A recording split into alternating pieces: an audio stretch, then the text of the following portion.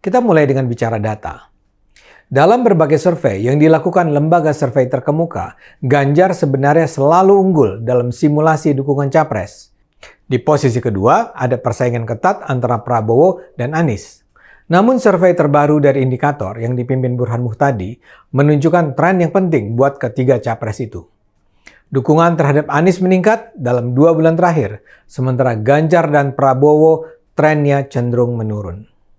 Prabowo yang selama 6 bulan terakhir berada di posisi kedua, sekarang sudah drop ke posisi ketiga. Selisih dukungan terhadap Ganjar dan Anies pun semakin menipis. Ganjar memperoleh 33,9% suara.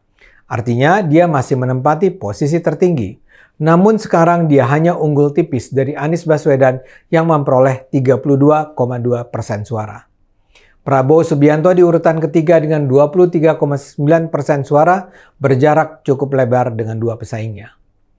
Selisih suara Ganjar dan Anies sekarang hanya 1,7%, sangat tipis. Padahal 2 bulan yang lalu jarak keduanya melampaui 10%. Ini terjadi karena dibanding 2 bulan sebelumnya, Anies Baswedan mengalami peningkatan cukup besar sekitar 6%. Di sisi lain, Ganjar sedikit melemah sekitar 2% dan Prabowo menurun cukup tajam sekitar 5%.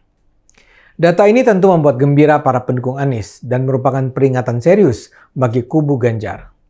Kenaikan dukungan terhadap Anies sebesar 6% adalah peningkatan yang sangat signifikan.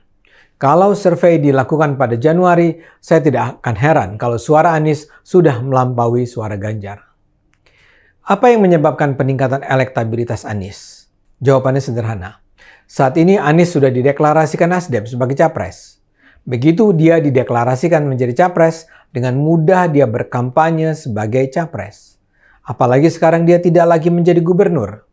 Dia bisa berjalan ke seluruh penjuru Indonesia dengan status capres. Kampanyenya bisa dilakukan tanpa malu-malu. Mesin kampanyenya bergerak cepat. Keraguan-raguan kubu Ganjar sangat menguntungkan Anies. Anies seperti bertanding tanpa lawan.